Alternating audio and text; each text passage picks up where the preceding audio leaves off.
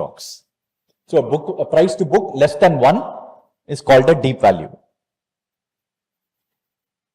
Okay, most important, banks in general, finance companies, banks are valued, banks, non-bank, NBFCs, they're all valued using price to book. It's widely used in banking sector and insurance companies. A modified form is used in insurance companies. Okay. Now,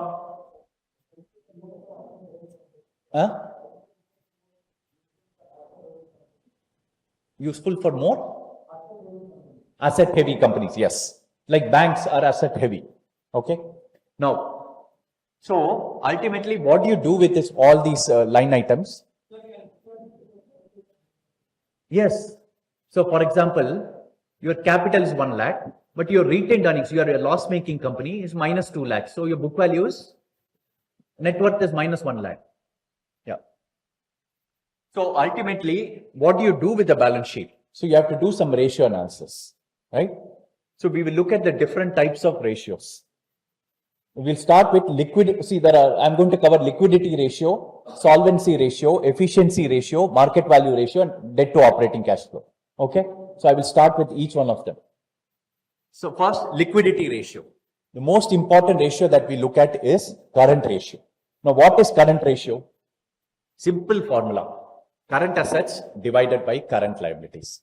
Are your current assets in the form of inventory, receivables, existing cash, short-term investments adequate to pay your current liabilities? Can you settle the bills on time? That is all current ratio is all about. Okay.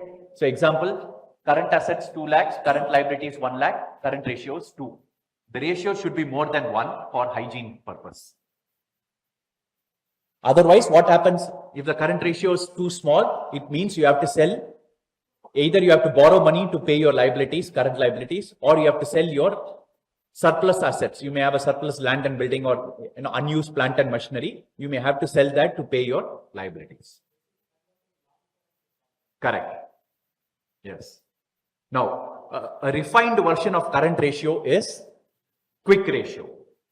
What you do in quick ratio is you forget the inventory part, because inventory has a long cycle. You have to start with raw material, work in progress, finished goods. Therefore, it takes time. Production cycle is long. So you forget about inventory. Take all the current assets, subtract the inventory. That is called quick assets. Divided by current liabilities will give you quick ratio. This is basically trying to tell you, with my receivables and existing cash, can I meet my immediate short-term liabilities? So example, current assets 2 lakh, inventory is 1 lakh, my current liabilities is 1 lakh. So quick ratio, take quick assets is 2 lakh minus 1 lakh, 1 lakh. Quick ratio, 1 lakh divided by 1 lakh is 1. Okay. Now, so we saw this one, current ratio and quick ratio. Now we'll talk about one more, important efficiency ratios. Fixed assets turnover, very important ratio. Your sales divided by property, plant and equipment. So basically you have set up a big factory. It's cost you 100 crores. Now how much sales are you doing? Okay. Typically in large manufacturing, in many sectors, this fixed assets turnover ratio cannot go beyond 1.5 to 2.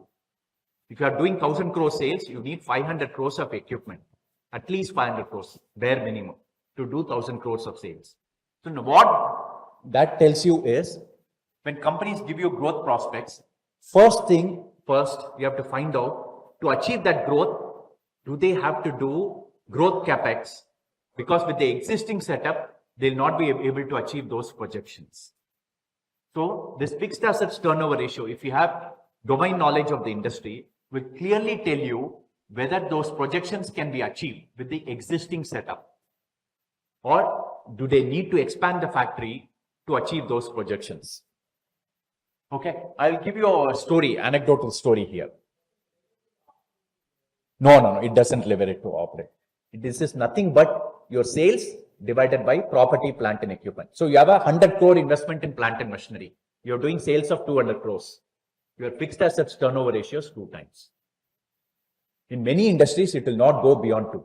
But in industries like retail, so DMart and all, they have very low fixed assets because their buildings are rented. Okay. The basic structure only is bought. Okay. They will have very high fixed assets turnover ratio. Software industry will have very high fixed assets turnover ratio. But manufacturing, if you take a paper or a chemical factory, they will have very low fixed assets turnover. Okay. Now, okay. So example, sales is 10 lakhs, fixed assets is 6 lakhs, 10 lakhs divided by 6 lakhs, 1.67. Which means for every $1 invested in fixed assets or 1 rupee, you are trying to get 1.67 rupees of sales. Now, I'll give you an anecdotal example here, why this ratio is very important. So, Aswath Damodaran and a Morgan Stanley analyst, this happened 6 or 7 years back. They were valuing Tesla. Okay. Both of them had similar projections for future sales, cost, margins, everything. Okay. They had similar projections. But when they did DCF model, they had very different price, intrinsic value from the DCF model. You know why? What was the reason? Aswath Damodaran had seen the California plant. This Morgan Stanley analyst was right out of MBA school. He had joined the company about 1 month back and he was doing his DCF modeling. This Morgan Stanley analyst has not seen the California factory of Tesla. Aswath Damodaran knew for the DCF projections, Tesla will have to invest significantly millions of dollars to achieve those numbers. How he figured out? Through the fixed asset turnover ratio. He looked at other automobiles, Tesla's historical ratio, and figured out they have to do a lot of growth capex to achieve those numbers. The Morgan Stanley analyst did not look at it. Okay. So the difference in their numbers, in their stock price forecast happened because of fixed asset turnover ratio. The Morgan Stanley analyst did not factor the growth capex. He only took maintenance capex. Aswath Damodaran took maintenance capex plus growth capex and got a lower stock price for Tesla. This was widely published. I think you can even look at it up in Google. They had similar inputs on sales, expenses, EBITDA margins, everything. But where both of them differed was fixed asset turnover ratio and growth capex. Okay. Now, another important ratio to judge the health of the company, debt to equity ratio. Okay. You take the debt here, ideally you should consider long-term debt only divided by equity. Okay. Typically, bankers will look at this ratio before sanctioning a term loan or a working capital loan. If your debt to equity is already beyond 2, very difficult to get a loan. They will first say, the promoter, you bring in money, then we will support you because your debt to equity is already very high. Okay. No. Debt means long-term debt only generally you should take. Some bankers look at long-term and short-term debt. Okay. Huh? No, good question. So in a bank balance sheet, see, first of all this presentation is not geared towards banks or insurance companies. It is all about non-financial companies. Okay. For a bank, cash is raw material and they are in the business of borrowing and lending and earning a margin. They are borrowing at 5%, lending at 9%, earning 4% spread. So for a bank, debt has no meaning. Of course, how much they can have debt to equity ratio is governed by RBI and Basel standards. Typically, you will see PSU banks and all, debt to equity ratio will be 9 to 10. NBFCs like Sundaram and Chola will have debt to equity ratio of 4 or 5. In Sundaram, Chola, Bajaj Finance, typically 3 to 5 times debt to equity ratio. But nobody looks at debt to equity ratio for a bank. We have the inverse measure, it is called capital adequacy. We will discuss in a separate forum. Okay. Okay. Now, at the end of the day, you need to know whether you have the cash from the business to repay the debt. So we look at debt to operating cash flow. Very important ratio. If you are making only 100 crores in cash in the business, we have a debt of 500 crores. It will take you 5 years to repay the loan. Okay. So there's a company which has a debt of 3 lakhs. but it's operating cash flow. I'll come to cash flow. For now, you assume that cash that it makes in the business is only 2 lakhs. The ratio is 1.5, which means it will take 1.5 years to repay the debt. Okay. Now, all that is fine, but we need to know two important concepts here from the balance sheet. Debt to cash flow. I'll share the presentation. Okay. Market cap.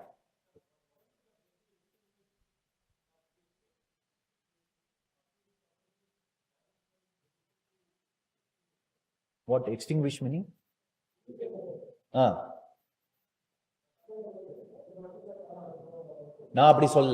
I am saying with the existing cash flow, it will take you 1.5 years to pay. You may pay it in 6 months, I don't care. But my sense is that your cash flow is adequate. It will take you 1.5 years. Yeah. Okay. Most important, you need to understand this concept, market cap. We saw net worth or book value. Then we saw a ratio called price to book. But I'll tell you the logical way of looking at price to book is first to look at market cap. Now, what is market cap? Very simple. Take your shares outstanding, multiply by market price. That is your market cap. What does it mean? Today, if I have to go and acquire 100% of the company, I need to pay this value. I'll give you an example. Share price we saw is 12 rupees. Total shares outstanding, 500 crores shares outstanding. Okay, so market cap is 500 crores shares multiplied by 12 rupees, 6,000 crores. So if I have to acquire 100% of the company today, it is 6,000 crores. I am paying 100%. I'm going to the public market and acquiring 100%. Private equity, I am private equity. I'm saying I will acquire all of it. I will take you private. From tomorrow, you're not a public company. Why? You will pay subsequently. That cash you will enjoy. That's all. But today, for public shareholders, how much money do I need? I need 6,000 crores. It is not accessible on day one. Only after you acquire, you get access to the cash. First, you have to borrow or fund that 6,000 crores. Then you get access to the company cash. Okay. Now, why it is important? You need to understand what is market cap according to SEBI. If you have a market cap of more than 1 lakh crore, it is large cap. If it's between 33,000 to 1 lakh, it is mid cap. Small cap is 10,000 to 33,000. Micro cap is less than 10,000. Okay. Next important concept is enterprise value. Very important concept. Subsequent session is on valuation. I'm sure Balaji will have many ratios on enterprise value. So you need to understand the concept here. What is enterprise value? He jumped the gun. Enterprise value is market cap plus debt minus cash. Simple equation, market cap plus debt minus cash. Why do we subtract cash? If I have debt of 500 crores but cash of 200 crores, my actual debt is only 300 crores. Okay? Now, give you an example. It's a company, market cap 6 lakhs, debt is 3 lakhs, cash is 50,000. So 6 lakhs plus 3 lakhs minus 50,000, 8.5 lakhs is the enterprise value of the company. In the subsequent session, you will understand why this is a very important metric to value companies. Now, see, ultimately, why are we in this? Why do you want to do business? You can put all the money in FD, right? And go to sleep. Why take the pain? Why employ people? Why work 18 hours a day? Why work 7 days a week? So ultimately, it is for these two metrics only. Return on equity, return on assets, or return on capital. See, bank will, without doing any effort, I will get 5 to 7% in a bank FD. So if I have to run a business, I'm taking the risk, I'm putting the sweat. Therefore, I need to get something more than a bank FD. So how do we decide? For that, we have return on equity, which is nothing but take your profit after tax, divide by equity, gives you return on equity. Then you have return on assets. Assets come from equity and debt. How did you get the assets? First, owners brought in money as equity. You borrowed money from the bank and you bought your assets. So return on assets is nothing but you take your profit after tax divided by total assets. It gives you return on assets. Okay, I'll give you an example. Net income or profit after tax is 500 rupees. Equity is 4,000. Total assets are 5,900. So what does that mean? 5,900 of assets came from 4,000 of equity and 1,900 of debt. Okay, so what is return on equity? Profit after tax is 500. My equity is 4,000, 12.5%. So my bank FD is 7%. I'm getting 12.5% from the business. I'm doing a decent job. Return on assets. I'm making a profit of 500 on an asset base of 5,900, 8.5%. So what this is telling you is 12.5% is coming from 8.5% assets. Okay, so it's fairly efficiently run.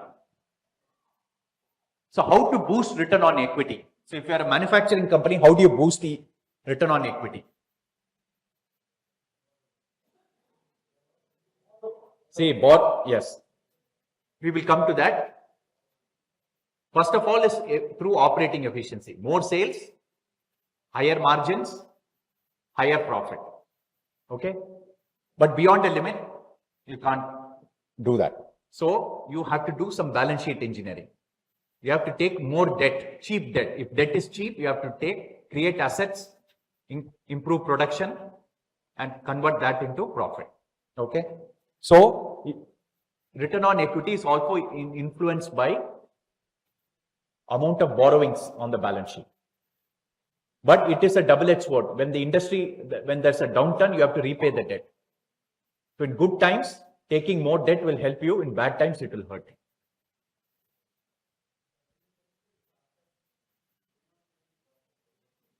These measures have no meaning. You can't, it will become negative only. Huh?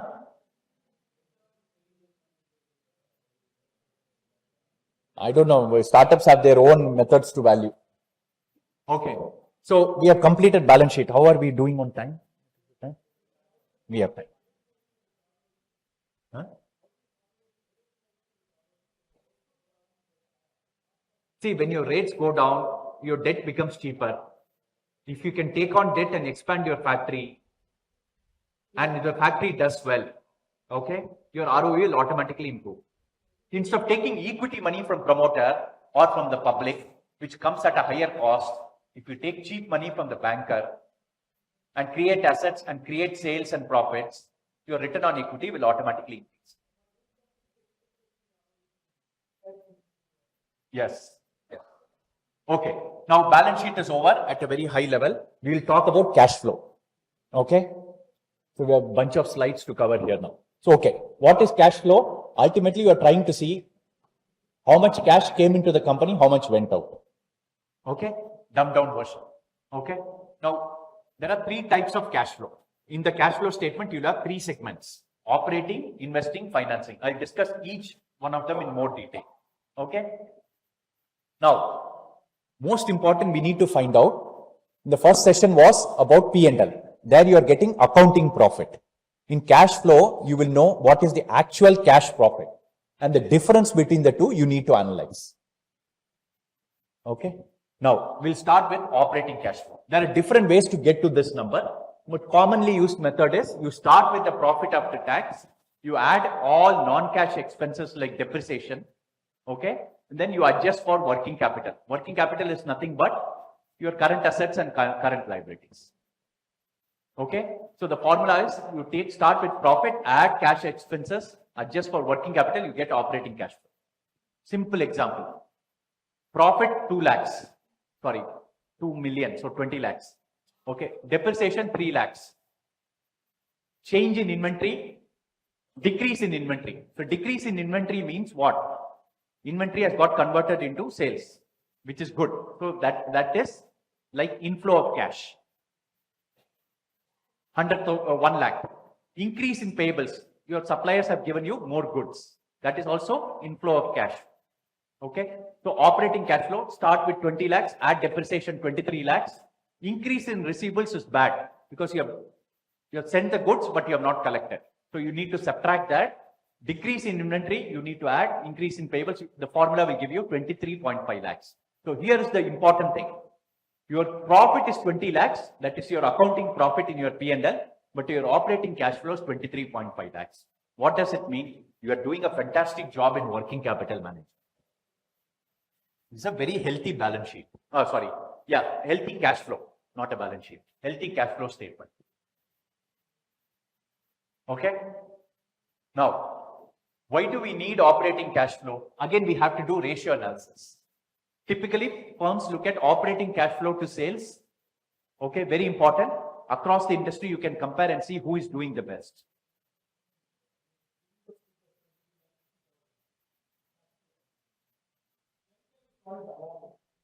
So your profit is 20 lakhs. Your cash flow is 2 lakhs. Which means either you are doing a poor job in working capital or you are just booking fictitious sales. No. Typically in industry, if you look at cash flow divided by profit after tax, at least 40 to 60% should be the hygiene factor. At least if you have 100 rupees of accounting profit, your cash profit should be 50 rupees. 50 rupees can be logged in working capital. It will vary from industry to industry. Okay. Why do we look at operating cash flow? We compute this ratio, operating cash flow to sales. Just like in the earlier session, we saw something called net profit margin, which is net profit divided by sales. Instead of net profit, we are substituting that with operating cash flow. Basically looking at cash profit to sales. Then operating cash flow growth trend. So we want to see as the company is growing, so in the P&L they are growing, but is the operating cash flow also growing? If P&L profit is growing at 25%, but cash flow is growing at 2%, serious problem with the company. Then from the operating cash flow only, you can do maintenance capex and growth capex. Otherwise, you have to borrow money and fund the capex. Ideally, in a good company, capex should be funded from internal accruals. Internal accruals means it will come from operating cash and the existing cash. Okay. Then the last important ratio that he discussed, cash flow divided by net income. Ideally, in good companies, if profit is 100 rupees, accounting profit as per P&L is 100 rupees, operating cash flow should be at least 40 to 50 rupees. At least. Anything higher is very good. Okay. There are many companies, especially in small micro caps, where you will see negative operating cash flow. Big red flag, it means they are boosting sales, they are taking advantage of a bull market, but they are not making any cash profit. First sign. You have to be very careful.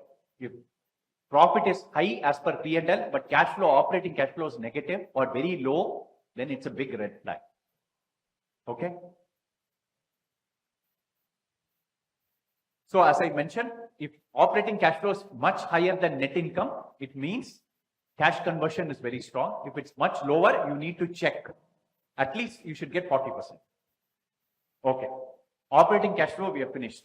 The next segment is investing cash flow. As I earlier mentioned, investing cash flow is nothing but your capital expenditure to fund maintenance and growth. Okay. So in investing cash flow, you will look at maintenance capex, growth capex, and any acquisition. So if you want to expand business, existing factory, you can expand or you can acquire a new competitor. That will come as acquisition. And then other investments that you make, okay, in subsidiaries, joint venture will come as investments. Now, investing cash flow. Okay. See, here in investing cash flow, so again, I am giving you an example. A retailer is opening a new store. He has spent 5 million rupees, 50 lakhs. So that is shown as an investing cash outflow. Okay. So in investing cash flow, most important, very important to look at it and say, where is the company spending money, maintenance or growth? And based on that, you have to evaluate the future growth potential.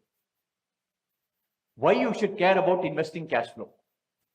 So when a company is spending a lot of cash flows or borrowing or funding from internal accruals, are they expanding capacity? That is the first thing you need to look at it. Okay. And how are they spending it? So for example, a tech firm is spending 10 million on servers, but they have sold old equipment for 2 million. So their investing cash flow is net minus 8 million. Investing cash flow will always be negative. Where sometimes it can be positive. There may be a factory which is selling surplus land and building. Then in those years, investing cash flow might be negative. Okay. Okay. So different types of example, for a manufacturing firm is spending on factory expansion. A tech startup is spending on, software, servers. Okay. A retailer spending on new stores. All that will come as investing cash flow. Then a company is in problem. Therefore, it is selling its surplus assets to repay the debt. That will be positive investment cash flow. So just because the number is positive, don't get excited. It's actually negative from a evaluation standpoint.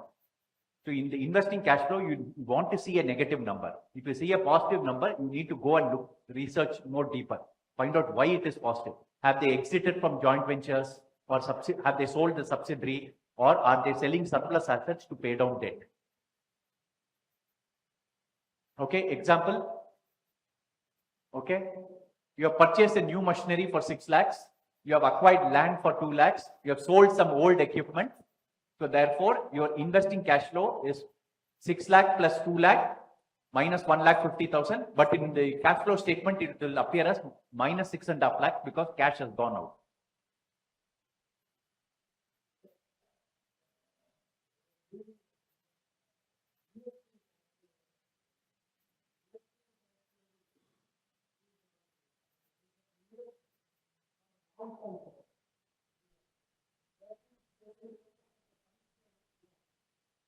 So fund flow, cash flow are both one and the same, roughly the same. Okay.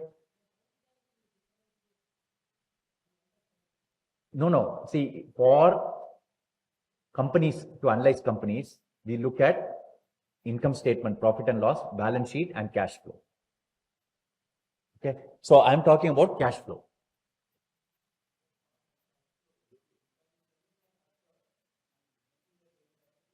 Sorry. When selling,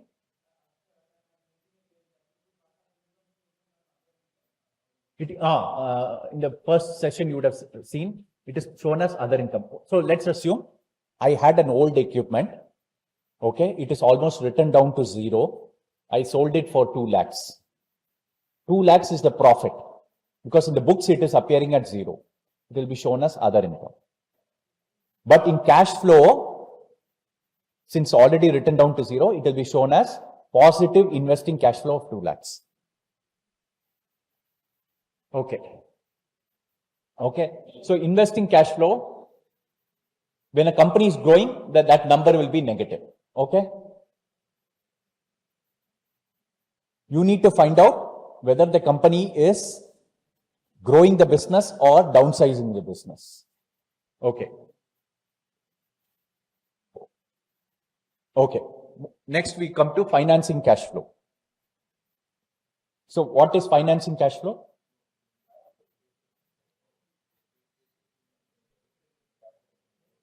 Very good question. Actually, I skipped it. Okay.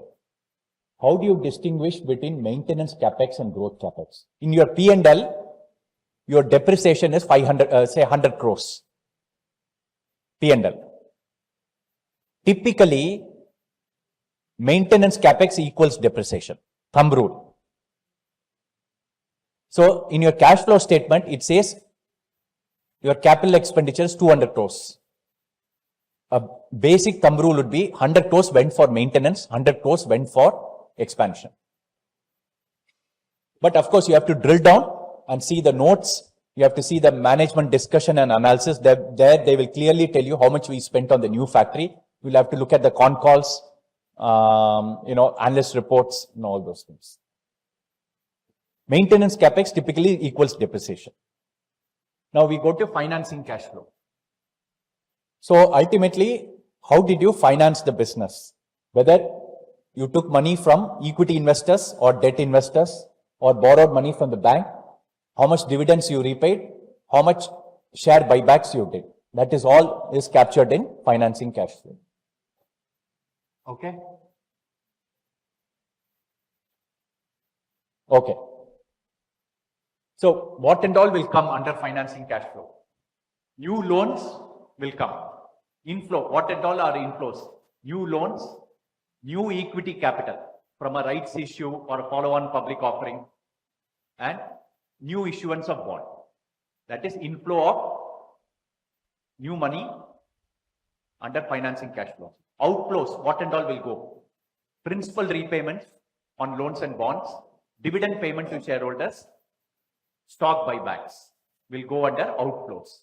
Then inflows minus outflows will give you net financing cash flow. Positive financing cash flow means you have borrowed more or you have raised more money but paid less dividends.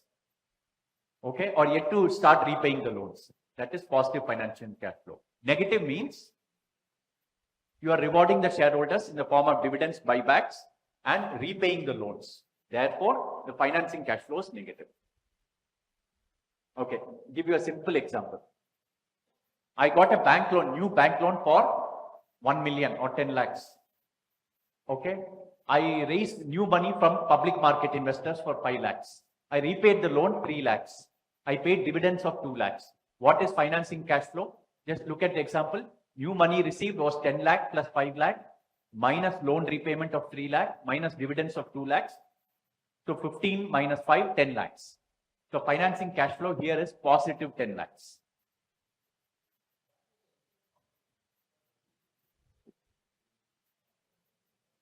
Interest can be treated as the operating cash flow itself.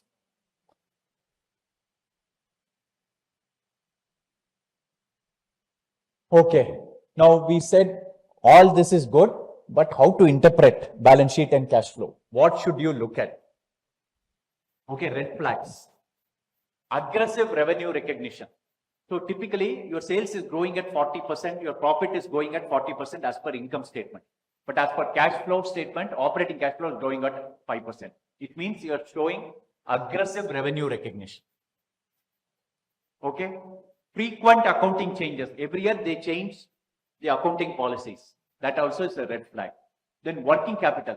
Earlier, your cash conversion cycle was 100 days. Now it is 200 days. That means the company is deteriorating.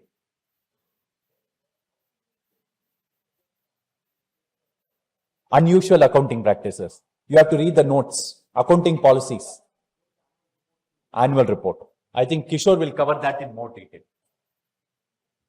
Okay, then footnotes always you should see if there are off-balance sheet liabilities. Off-balance sheet means, so for example, your subsidiary has taken a lot of liabilities, but you have given guarantee. So ultimately, if the subsidiary defaults, it will fall on the holding company.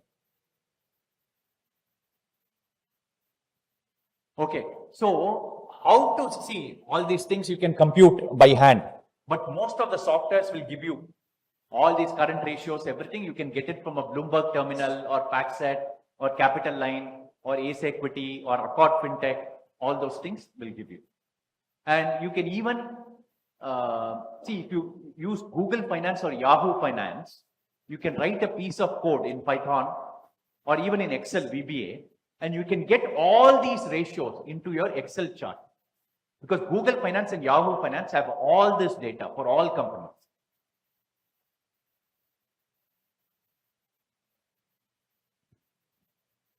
Okay, so whenever you want to look at balance sheet and cash flow, start with the purpose, consider the context, okay, verify data across time and across companies, and you track the trends.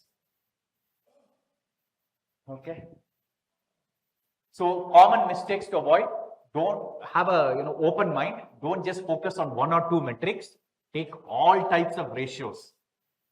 Solvency, liquidity, efficiency, all types of ratios. You just cannot judge a company based on only one ratio. Okay, and don't have confirmation bias. Confirmation bias means you have already decided that the company is bad or good, and you only look at those metrics which agree to your opinion, to your preconceived notion. That is called confirmation bias. Okay. Okay. Now, where can you learn more about balance sheet, how to read a balance sheet and cash flow? I've suggested some good books. There's something called Financial Statement Analysis, Financial Shenanigans. Whoever wants to understand how companies create fraud, you read this book by Financial Shenanigans. Okay. And whoever wants to understand about, how to read balance sheets and all, you can look at Intelligent Investor and Security Analysis by Benjamin Graham. Okay. And there are Coursera, on Coursera, there are courses also where you can take on financial accounting, financial statement analysis. So all those courses are available. Khan Academy and all those places, you can take these courses. Okay. Okay. So I'm going to present a case study here. Earlier session was about. Okay. So earlier presentation was about HUL, where Subhash presented about the income statement, notes on accounts, segment reporting. Okay. Now I'm going to focus on HUL balance sheet and cash flow, just extension of what Subhash presented earlier. Okay. Okay. So we all know about HUL, FMCG company. Market cap is 5.86 trillion, which means, 5,86,000 crores. Different segments, they have home care, beauty, foods, beverages, everything. We all know this. Okay. Revenue FY24, FY25 results yet to come. So I've used FY24 numbers. Revenue is 627 billion. Profit is 100 billion, which means 10,000 crores. Okay. Operating cash flow. So look at HUL. Profit is 100 billion. Operating cash flow is 155 billion. 50% more. Very, very efficient company. And nature of the industry also. Okay. Okay. Now let's look at HUL. The total balance sheet of theirs is 78,400 crores, 784 billion. Grew by 7% last year. Liabilities of course same. Okay. Now let's look at the HUL balance sheet overall. They have a net worth of 512 billion, which is 51,200 crores. Okay. Their current liabilities is only 128 billion and zero long-term debt. HUL doesn't borrow money at all. Okay. It's a cash-rich company.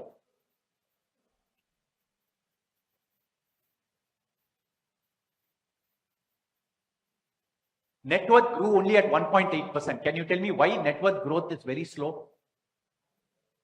Huh? Whatever profit comes, HUL distributes as dividend. Can anybody open screener or so HUL dividend payout ratio will be more than 75%. So if they make 100 rupees profit, they'll distribute 75 rupees as dividends. More than 75 rupees. Because this business doesn't require capital. Manufacturing is done by third-party people. The HUL doesn't do much manufacturing. Most of it is done by third party. Okay, let's look at HUL. Their current ratio went up from 1.4 to 1.7. I think even earlier session you would have seen that is better working capital management. Debt to equity we need not discuss because there is no debt on the balance sheet. Fixed assets, they expanded capacity. So therefore, fixed assets grew at 7.4% last year. Okay. Payables also went up, but not alarming. This segment reporting. Okay. So current ratio is 1.7. Earlier we discussed anything above 1 is very good. HUL is 1.7. So very well managed company. Okay, we'll go to cash flow of HUL. Cash flow went up by 55% last year. Profit went up by only 20%, but cash flow went up by 55%. So I think they did a lot of improvements in cash conversion cycle. Okay, so let's look at HUL. This is what everybody was saying. Last year, profit was what? 100 billion. How much dividend they have paid? See the dividend payout. 98.56. almost entire profit is distributed as dividend. That's why net worth grew only at 2%, less than 2%. So this is what, when you look at financing cash flow and relate to profit after tax, you will see that HUL doesn't retain most of the profits. It gives it back in the form of dividends. Look at cash flow trends. You can do this trend analysis. Looking very good. Now, free cash flow. Can anybody define what is free cash flow? From the operating cash flow, you subtract capex. That is called free cash flow. Why is it called free? Because that is the money available for giving it back to your bankers or to shareholders. So it is called free cash flow. And in HUL, you look at it, cash flow to revenue. The previous year was 16%, last year was 24%. Okay, which means they have focused a lot on cash generation. Free cash flow increased by 1 billion last year. Price to cash flow actually decreased because HUL stock, it's not, earlier it was doing well, but last 2 years it has been trading flat. So price to cash flow decreased. So to sum it up, HUL has a very high dividend policy. Whatever profits they make, they distribute as dividends. Very strong cash generation, where cash profit is more than accounting profit, and minimal capital expenditure. Business doesn't require heavy capex. So that is the overall insights that you get from looking at HUL's cash flow. Okay, where did they put their cash flow? 35 billion, 3,500 crores in new manufacturing. 8.64 billion in distribution network to increase rural market. Shareholders, they gave 42 rupees dividend per share. And digital transformation, so that which he mentioned, 9 billion, 915 crores they spent on technology to improve their technology infra.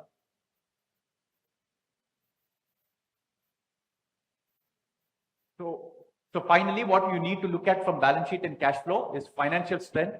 How do they do resource optimization, and where do they focus? Yeah, I think that's about it.